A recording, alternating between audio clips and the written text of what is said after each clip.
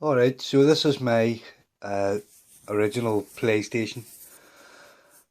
It's one of the what's known as an audiophile model. It has the extra ports on the back. The actual model of this is a 1002, 1002.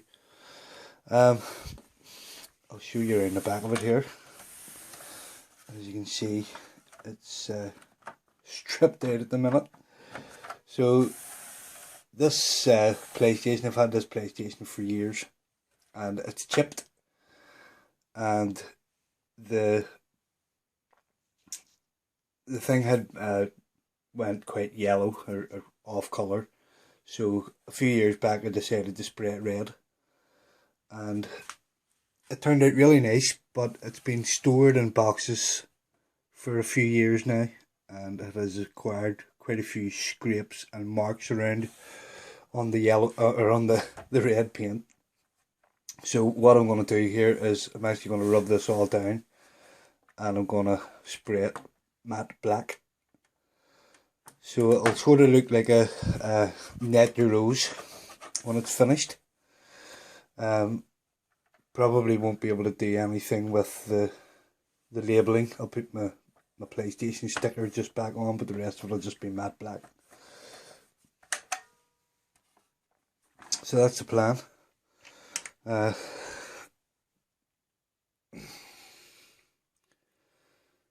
you are, 2011.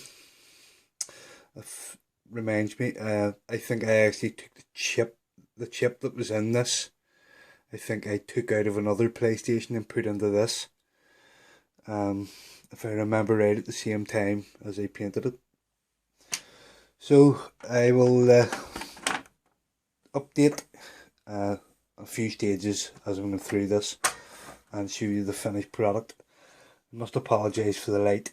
As usual, it's early hours of the morning. I'm working off crappy incandescent bulbs, and trying to use the light on my phone here.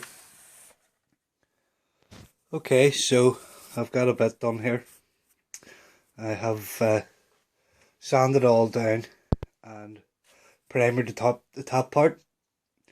I've actually run out of primer, so only done the important parts around the edges of the bottom. You're never going to see it anyway, but I'll build up the black in light layers, and that'll help to sort of prime over the red. So it's looking not bad at the minute. I can't get too much paint in round where the buttons are, because I don't want the buttons sticking. So I'm trying to avoid them, but at the same time you want the paint, the bits you can see. I've actually got a couple of hairs have appeared, if you can see them there, stuck to the top case. I don't know where the hell they came from. Obviously they fell out of my head. So we'll have to wait until that dries and sand the top of that down again. So we're getting there. I've painted the buttons and the controller port. The buttons are pretty much finished. You don't see the sides of the buttons anyway, so the red you see there is really just overspray from when I sprayed the top of them. You can see the matte finish on it there as it's starting to dry. Yeah, I've just finished painting the controller port, so I'll need another coat. So we're certainly getting there. Here's the motherboard out of this PlayStation. I just thought I'd give you a look at the chip. So there's the ports on the back there. So that's the chip there. Say I actually took this out of another PlayStation and put it into this one. I don't know how close I'm going to be able to get with this camera. It's about as close as I can get. So yeah, that's the motherboard. I don't see a revision number.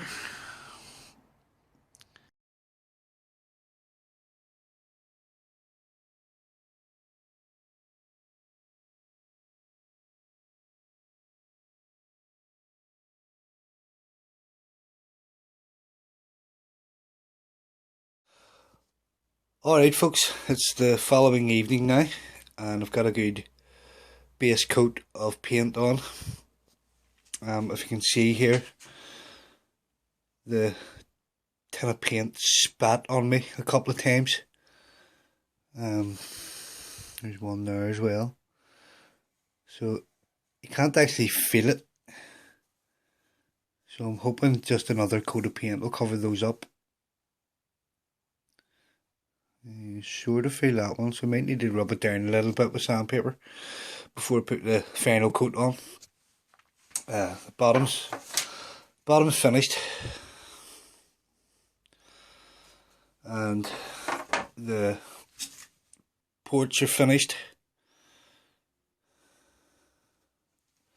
buttons are finished, so just have to sort out this little blemishes, give them a little rub down, and then we'll get a final coat on it, and that'll be it ready, once it dries obviously, ready to put back together again.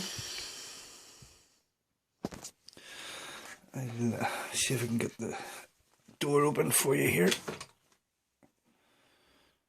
Got a good coat of paint on the inside of it there too. So yeah, it's looking really well. Very happy with it.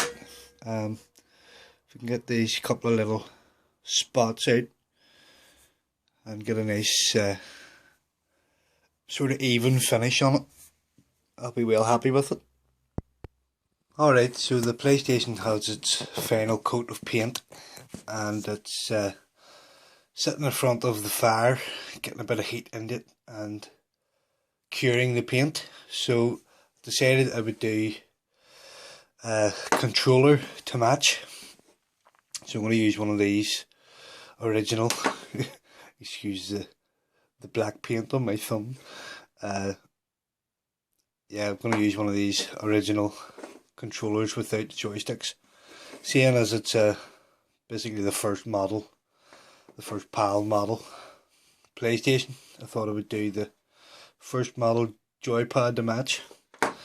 So I'll get this thing stripped down here and get it prepared, get some paint on it. Alright guys, here it is, the finished product. I'm really happy with how this turned out.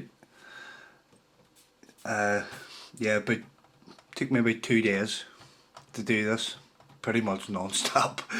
Every sort of half an hour I was out sanding it and putting another coat on.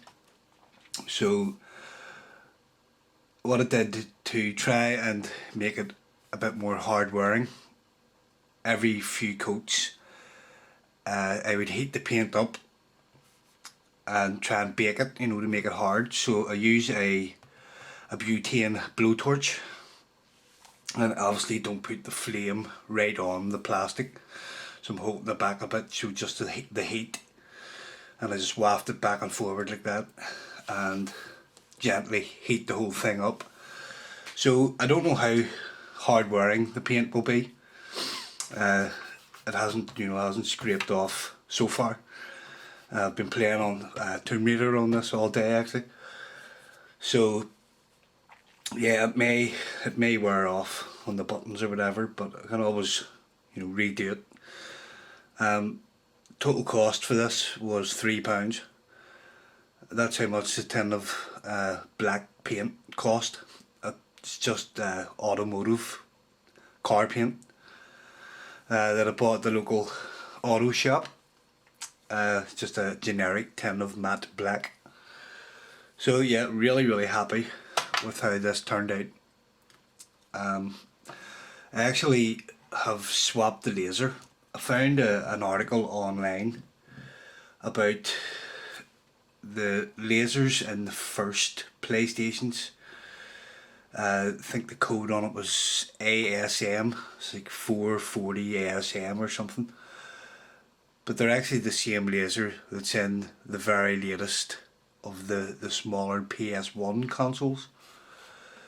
So you basically swap, you just take this black cover off and swap that over, and the laser, it's exactly the same. So the laser was a bit tired on this. So I've swapped that out, and it does seem to be better. It's still a bit dodgy with copied games, but retail games, it plays them 100% perfect. No skipping, no jumping, no problems loading, it's perfect.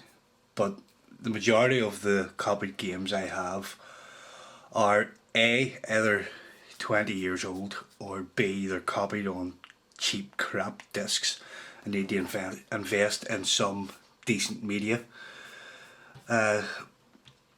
So yeah, I've actually ordered two of these new lasers. I think it's 440 BAM is the model number of this particular laser. The one it's specifically for the PS1, but it fits the earlier model. I've ordered two of these from I think China. They're coming from. So how good they will be, I don't know. They're like a cheap remake of them. But I think they were £4 each. So if they don't work, I'm not out of pocket by any means. So I also got the controller finished. So it turned out really nice as well. Again, I tried to bake the paint as much as I could. I didn't want to melt any plastic. So it's a sort of fine line with these between getting plenty of paint on and not getting too much on that it makes the buttons stick. So all my buttons are working perfectly. And yeah, really happy with how that turned out as well. I'll say one thing about it. It's an absolute dust magnet. I was trying to take some pictures, some high quality pictures earlier outside in the sun, and every picture I took, when I looked at the picture afterwards, there was just, like a speck of dust or a hair or something on it. So it took me ages to get some decent pictures. The memory, I've also a memory card here. It's actually an official Sony memory card for the PS1. I haven't painted this. This came like this. It's sort of a satin black. It's a bit shinier, but when it's in the PlayStation itself, it looks perfect. It's a really good match. I also painted the end of the controller wire here, the actual socket. So that match, just put a bit of masking tape around the wire, mask that off, and sprayed it as well. So yeah, really happy. It actually turned out better than I thought it was going to, because I had that hair stuck on it, and then there was a couple of spots where the paint can had spat on me. But I managed to get them sanded down and turned out really well. So I took some footage earlier out in the garden with the sun shining.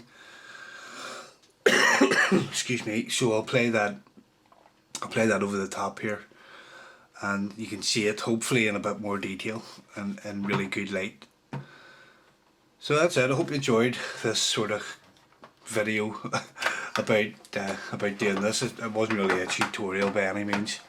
I just sort of wanted to document the actual process. So yeah, it's all in the preparation.